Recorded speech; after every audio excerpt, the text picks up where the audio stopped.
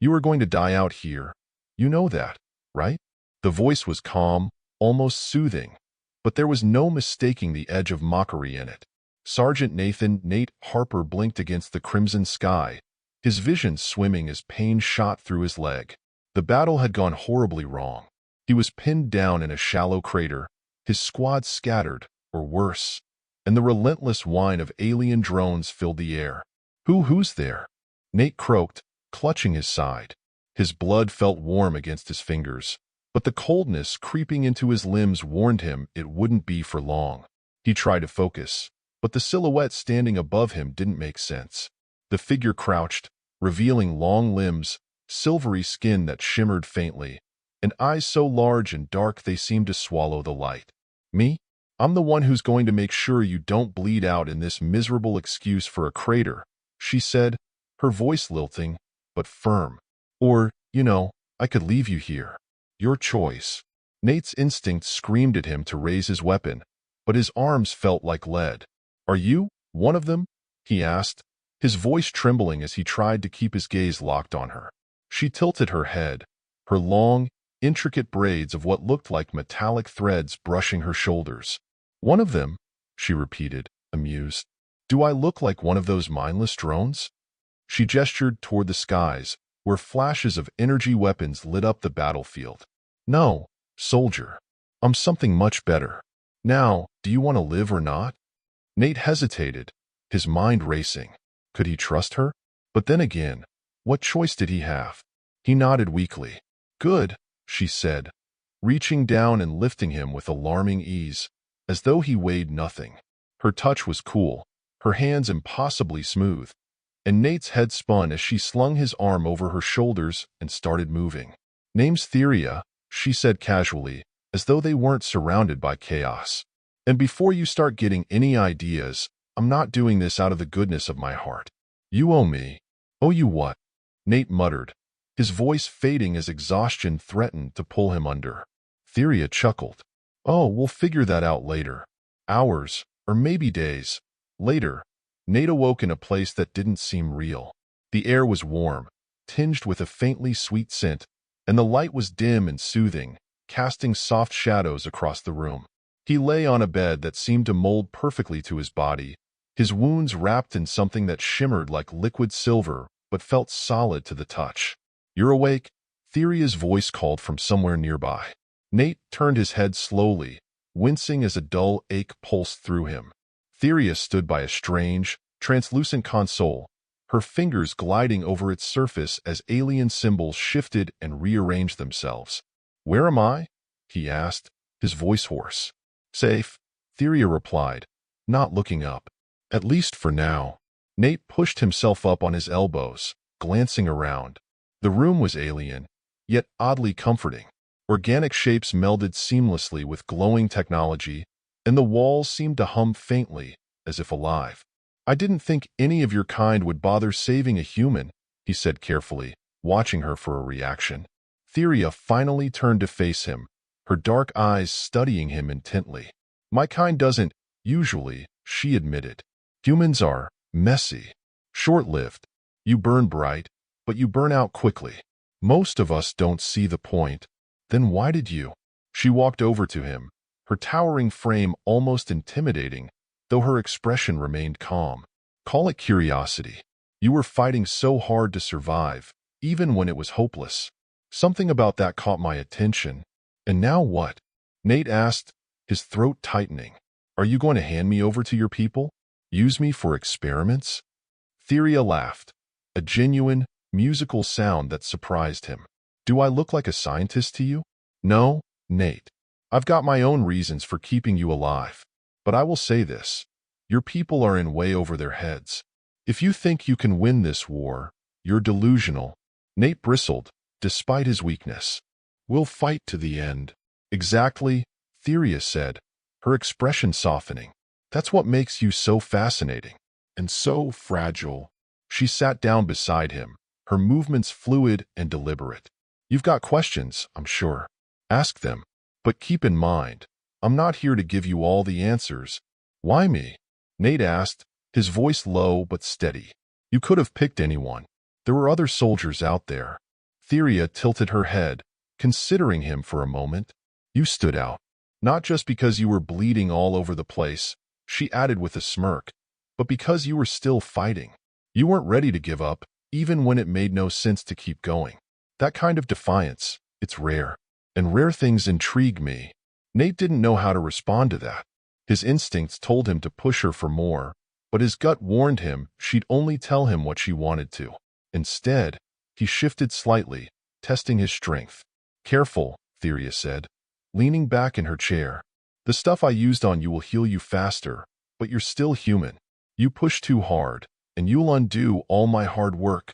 Her casual tone didn't match the intensity in her eyes as she studied him. Nate felt like a specimen under a microscope, but there was no malice in her gaze. Just curiosity. What happens now? He asked, trying to keep his tone neutral. That depends on you, Thyria said, standing and moving back toward the console. Her long fingers danced over its surface, and the symbols shifted again, pulsing faintly. Your people think they're fighting for survival, but they don't even know what they're up against. The war you're in is just the surface of something much bigger. Nate frowned. Bigger how? Thyria paused, glancing over her shoulder at him. Do you really want to know? Because once you do, there's no going back to the way you see the world, or your place in it. Try me, Nate said, his jaw tightening. She sighed, her expression softening just slightly. All right, let's start with the basics. The drones you've been fighting? They're not the enemy. Not really.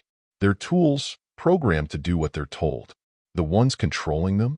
They're not my kind either. She hesitated, searching for the right word. Let's just call them opportunists. They see your planet as a resource, nothing more. And they're willing to burn it to the ground to get what they want. Nate's stomach tightened. And what do they want? Thyria's gaze grew distant, almost sad. Something they can't have.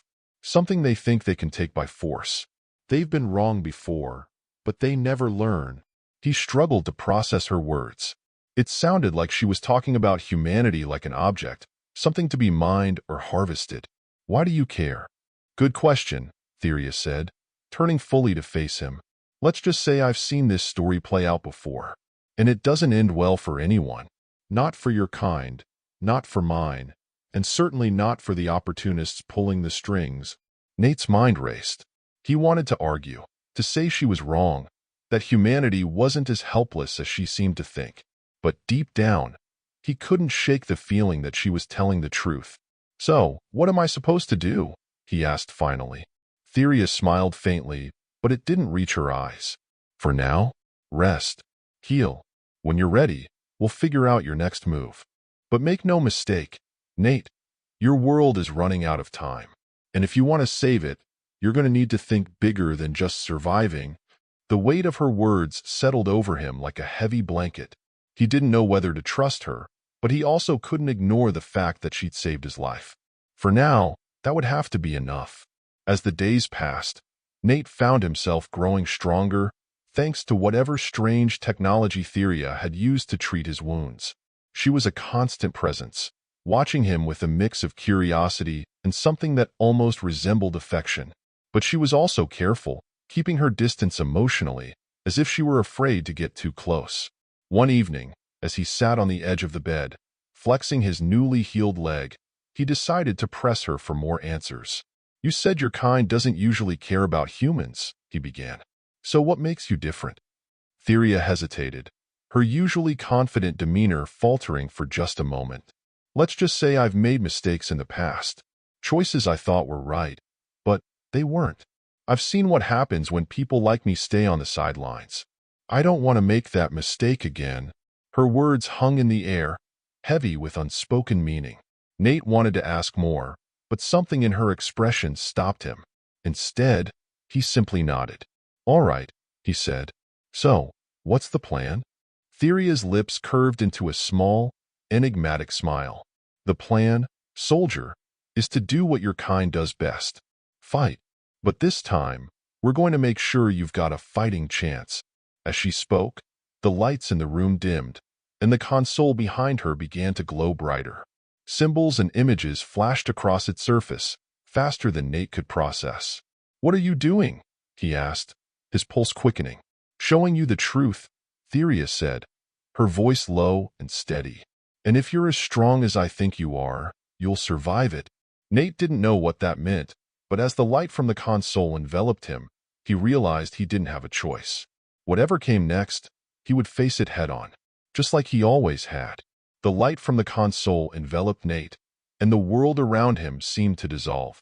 For a moment, he thought he might be dying, but then a series of vivid images began to flash through his mind. He saw stars, endless and glittering, stretching across the void.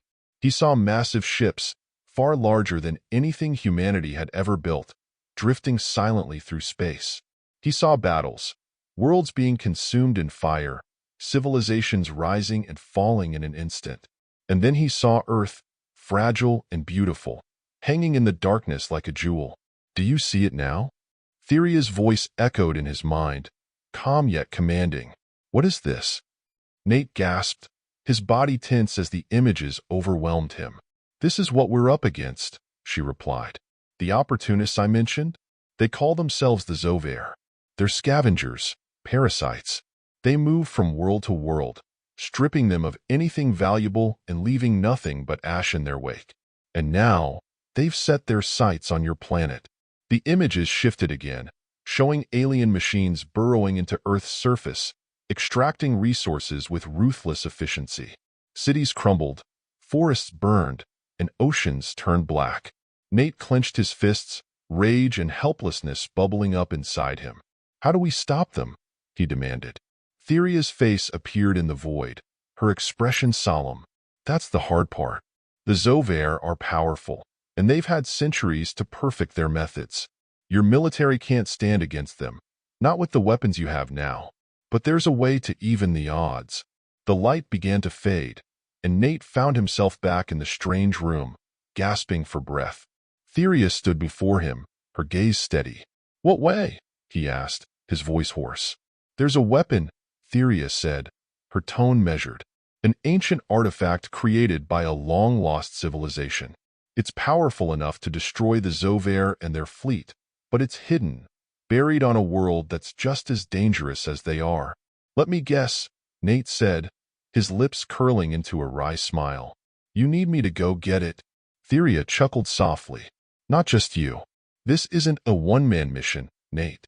You'll need allies, humans and others.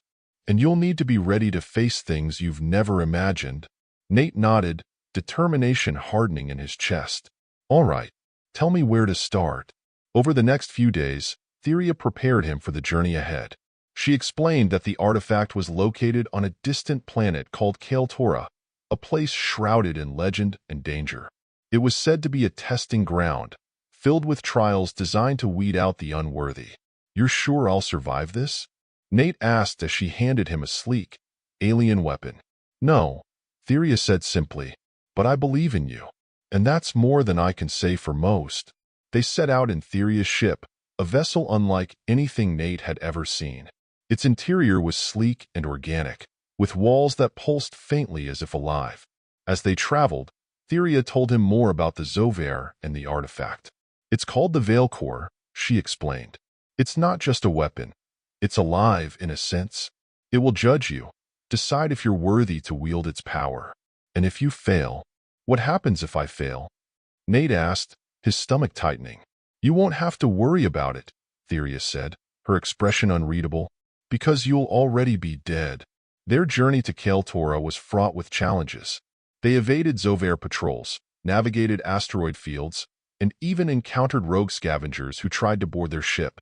Through it all, Thyria remained calm and focused, her confidence bolstering Nate's resolve. When they finally arrived at Kael'Torah, Nate was struck by its beauty and strangeness. The planet's surface was a shifting tapestry of vibrant colors, with rivers of liquid light cutting through forests of crystalline trees. But beneath its beauty lay danger. As they ventured into the heart of the planet, they faced countless trials.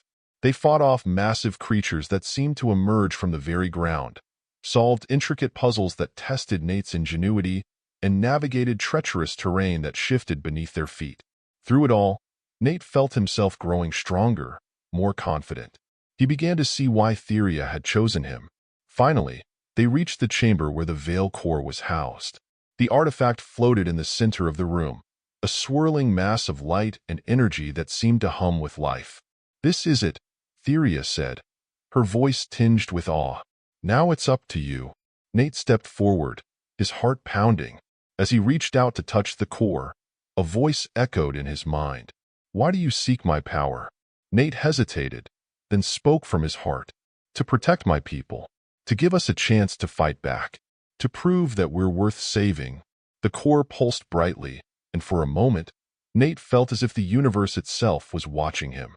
Then, the light enveloped him, filling him with a surge of energy unlike anything he'd ever felt. When the light faded, Nate stood taller, stronger. The core had accepted him, and its power was now his to command. Thyria approached him, a rare smile on her face. "I knew you could do it," she said. Nate turned to her, determination blazing in his eyes. "Now let's go save my planet." With the Veyl Core's power, they returned to Earth, where Nate led a daring assault against the Zho'vair. The artifact's energy turned the tide of the battle, destroying the enemy fleet and driving the invaders away. But the fight wasn't over. Nate knew there would always be new threats, new challenges. And he also knew he wouldn't face them alone. Thyria stayed by his side, her enigmatic smile a constant reminder that there was still so much he didn't understand. But for the first time in a long time, he felt hope. Because sometimes, it takes an alien stranger to remind you what it means to be human.